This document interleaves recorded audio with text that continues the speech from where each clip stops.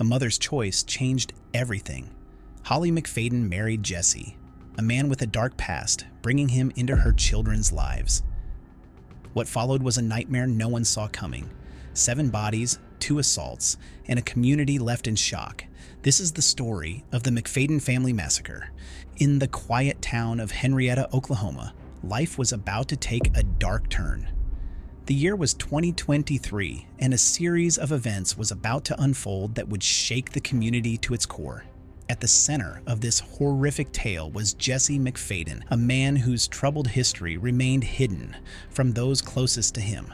His past, a ticking time bomb of violence and deceit, would ultimately lead to consequences so devastating that they would leave an indelible mark on the town and its people. To understand the full scope of this tragedy, we need to go back to the beginning of Jesse McFaden's story. Born in Kansas, Jesse's life took a turn for the worse early on. He dropped out of school after 9th grade, setting the stage for a life that would soon be marred by criminal activity.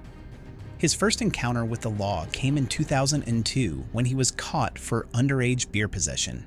But this minor offense was just the tip of the iceberg, a prelude to a series of crimes that would paint a disturbing picture of a man spiraling out of control. The year 2003 marked a turning point in Jesse's criminal career. It was in this year that he committed a crime so heinous that it would set the stage for his future actions. Jesse attacked a 17-year-old girl at knife point with clear motives. This vicious assault earned him a 20-year prison sentence. But even behind bars, Jesse's behavior continued to raise red flags, hinting at the darkness that lurked within him. During his time in prison, Jesse's actions revealed a pattern of predatory behavior that should have been a warning sign to authorities. He was caught twice with contraband cell phones, a seemingly minor infraction that took on a sinister tone when the details emerged. In 2013, a woman reported that Jesse had been sending her messages for 3 months using one of these illicit phones. This incident alone should have been cause for concern, but it was just the beginning. In 2016, another disturbing incident occurred that would have far-reaching consequences.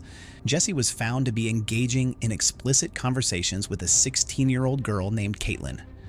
The content discovered on his confiscated phone included graphic conversations, videos, and photos involving the underage girl. It was Caitlin's grandfather who reported these interactions to prison officials, bringing to light the extent of Jesse's inappropriate behavior. Despite these serious violations, Jesse somehow managed to maintain a record of good behavior in other areas of his prison life. He received outstanding evaluations for work and education, which eventually led to his early release in October 2020. This decision to release Jesse early, despite his history of offenses and his continued inappropriate behavior while incarcerated, would prove to be a fatal mistake. Enter Holly McFaden, a 35-year-old mother of 3 teenagers. Holly had no idea of the danger she was inviting into her life when she met Jesse. Her children, Tiffany, just 13 years old, Riley, 17, and Michael, 15, had different biological fathers, but they all considered Holly's ex-husband, Joe, as their dad. Joe had been a constant presence in their lives, even after his divorce from Holly. He had cared for the children as if they were his own, providing stability and love. He had even wanted to adopt Michael and Riley, a testament to his commitment to the family. But everything changed on May 26, 2022, when Holly married Jesse McFaden. From the outside, their life appeared to be a fairy tale, a happy marriage, and a blended family getting along perfectly. But beneath this facade of domestic bliss, a sinister reality was taking shape, one that would ultimately lead to unimaginable tragedy. It's unclear whether Holly knew about Jesse's past before their marriage. What we do know is that her mother, Jeanette Mayo, discovered Jesse's troubling history months before the tragedy. When Jeanette and her husband stumbled upon Jesse's criminal record while researching a coworker's history, they were shocked and immediately confronted Holly with what they had found. In response, Jesse reportedly hired someone to convince Holly that his previous legal troubles were a misunderstanding and that he had not harmed anyone. This manipulation tactic worked, allowing Jesse to maintain his place in the family despite the red flags. Jeanette Mayo later shared her frustration and heartbreak over the situation. She revealed that Jesse exerted tight control over Holly, dictating where she could go, whom she could see, and even tracking the kids' cell phones when they were out. Jeanette noticed that Jesse was distant and reserved around her and her husband, which only added to their confusion and concern. Despite their efforts to intervene, they found themselves in a difficult position. I was probably the most outspoken family member about Jesse being a registered sex offender, Jeanette said. Anytime we tried to approach the situation, she was punished. She was shut down. She was constantly on eggshells. Despite the concerns raised by Holly's parents, Jesse managed to integrate himself into the family's life. He even became a father figure to Holly's 3 teenagers. But all the while, a court date was looming. Jesse was set to face trial for his inappropriate communications with the 16-year-old girl, Caitlin.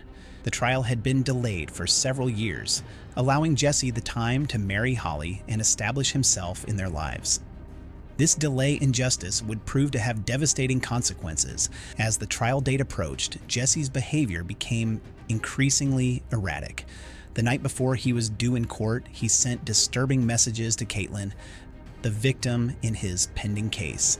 These messages revealed a man on the edge, desperate to avoid returning to prison and angry that his secrets were about to be exposed. He wrote to Caitlin, blaming her for not dropping the charges and expressing frustration that his life was falling apart.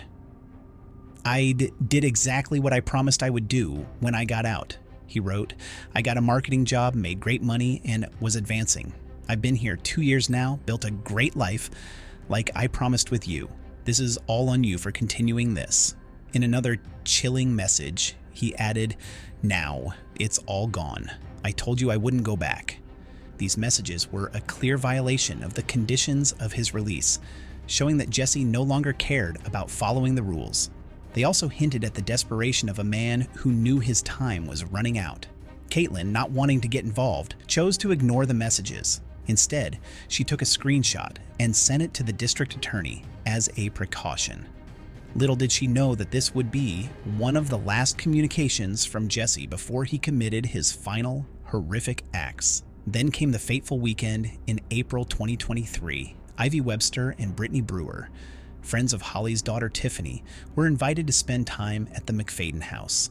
What was meant to be a fun weekend of typical teenage activities, shopping, hanging out, and enjoying each other's company, turned into a nightmare that no one could have foreseen. On Saturday, Jesse picked up Brittany. With plans to take the girls shopping at the mall and then to a family entertainment center in Tulsa, Ivy kept her mom, Ashley Webster, updated through Snapchat throughout the night. Everything seemed normal, just another weekend sleepover among friends. But by Sunday morning, something was terribly wrong. Ivy and Brittany's parents received texts saying the girls were heading to McFaden's family property in McAllister.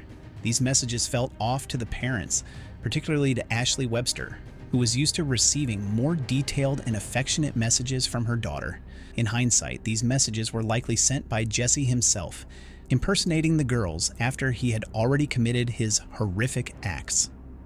Monday morning arrived, and the absence of the children on the school bus set off alarm bells. None of the kids, Brittany, Ivy, Tiffany, Michael, or Riley, were on the bus that drove right past their homes. Worried parents reported the kids as missing to the police, unaware of the horror that had already unfolded. Meanwhile, Jesse was due in court for his trial, but he never showed up.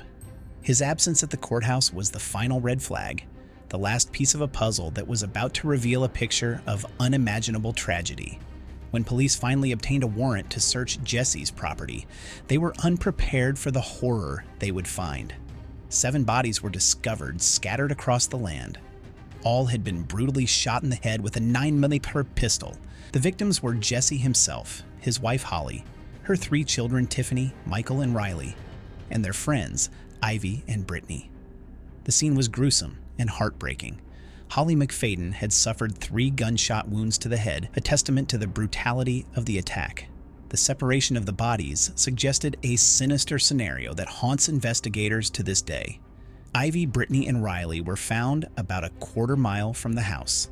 while the other 4 victims were discovered in a dense wooded area. This separation raised chilling questions. Were the victims killed in different locations and then moved, or were they fleeing from their killer, only to be hunted down one by one? It didn't take long for investigators to uncover the tragic truth. Jesse had first used the gun on his wife, her children, and their friends before taking his own life. The motive behind these horrific killings remains a mystery, but the timing, just before Jesse's trial was set to begin, suggests he might have committed these crimes to keep his dark secrets buried and prevent his family from learning the horrifying details of his actions. In the aftermath of the tragedy, the victims' families were allowed to visit the house where their loved ones spent their final days. What they found inside was shocking and disturbing, painting a picture of a house of horrors that had been hidden in plain sight. Multiple beds were equipped with restraints and chains, locked into place. The kitchen island had a chain and lock attached to it. The house was littered with bondage toys, restraining devices, lubrication bottles, and books related to witchcraft. Drug paraphernalia was scattered throughout, including what appeared to be drugged candy. Among the evidence collected were computers, cell phones, dirty bed sheets, and perhaps most chillingly, a notebook filled with names, including those of the 6 people Jesse had murdered. The condition of the house raised troubling questions that continue to haunt the community and the victims' families. How could all this evidence have been overlooked? Was it sheer negligence from law enforcement? And perhaps most disturbingly, did Holly know about Jesse's twisted actions? The state of the house suggested that something terrible had been happening for a long time, hidden behind closed doors and friendly smiles. As the investigation unfolded, more disturbing details came to light. Officials collected at least 2 hard drives, 9 cell phones, palm and fingerprints from Jesse's truck, and various purchase receipts. A storage unit under Holly's name was also searched, potentially containing more evidence of Jesse's dark activities. The impact of this tragedy on the victims' families is immeasurable. Ivy's parents, in an emotional interview, shared their belief that Jesse had impersonated their daughter in the text they received on Sunday, after he had already killed her. Ashley, Ivy's mom, described her daughter as a wonderful kid who loved animals, people, and playing softball. Ivy was known for her big heart and the way she cared for everyone around her. But more than anything, Ivy was Ashley's best friend. The loss of such a vibrant young life has left a void that can never be filled. Ashley Webster shared a heartbreaking detail about her last communication with Ivy. She had been texting with her daughter late Saturday night, but the message she received Sunday morning felt off. The text said Ivy was going to McAllister and would be home later, but now Ashley believes Jesse sent that message after Ivy was already gone. Ashley described Ivy as always thoughtful in her texts, messaging before and after most things, and never forgetting to say, "I love you." So when Ivy texted about going swimming in McAllister with specific wording she didn't usually use, it felt different, but Ashley brushed it off, thinking Ivy was just in a rush. Brittany's father, Nathan, fought back tears as he spoke about his daughter. He described her outgoing personality and her dreams of becoming a teacher or a vet. Brittany had been selected to be Miss July in a local pageant, part of the Miss National pageant in Tulsa. Both she and her loved ones were excited about this opportunity. Now, her father is left heartbroken, knowing that she won't be able to experience that or anything else life had to offer. Jeanette Mayo, who tragically lost 4 family members in this massacre, spoke out about her daughter and grandchildren. She described Holly as a fantastic mother who was overprotective and loved her children more than anything. As for Jesse, Jeanette expressed that he didn't deserve an easy way out. His actions, in her view, demanded far more than just a quick end. He needed to face true justice and suffering for what he did. As the community grappled with the shock and grief of the massacre, more details emerged about Jesse's past, shedding light on just how twisted he was. James Fleming, who had shared a cell with Jesse at Joseph Harp Correctional Center in 2015, described him as a very sexual person whose conversations frequently took unsettling and inappropriate turns. Fleming said, "He talked about sex all the time. It wasn't just occasionally, it was constant. Fleming also shared how learning about Jesse's past changed his perception. When you find out something like that, it just shifts everything you think about a person because it's so horrific. Fleming's account provides a chilling insight into Jesse's mindset during his time in prison. "We were cellmates for about 16 months, maybe a little bit longer than that," Fleming recalled. "His weird predator just came out of him. Like everything that we talked about, always led to a sexual comment or innuendo." Fleming admitted that if he hadn't been strong, mentally and physically, he believed Jesse might have tried to molest him. The McFaden family massacre serves as a chilling reminder of the dangers that can lurk beneath the surface of seemingly normal lives. It raises important questions about the effectiveness of the justice system, the rehabilitation of offenders, and the measures in place to protect communities from individuals with a history of violent and sexual crimes. As we reflect on this tragic case, we're left to wonder, how did someone like Jesse McFaden slip through the cracks despite his past and the numerous red flags? Why were the signs ignored, and how did the system fail so many innocent lives? The answers to these questions may never fully satisfy those left behind, but they serve as a stark reminder of the importance of vigilance and the potential consequences of giving second chances to those who may not deserve them. In the quiet town of Henryetta, Oklahoma, 6 lives were cut short, but their stories live on. May they serve as a powerful reminder of the need for vigilance, compassion, and action in the face of hidden dangers. And may we honor their memory by working tirelessly to create a world where such tragedies become a thing of the past. Let us know your thoughts on this case, and make sure to check out our next one shown on screen.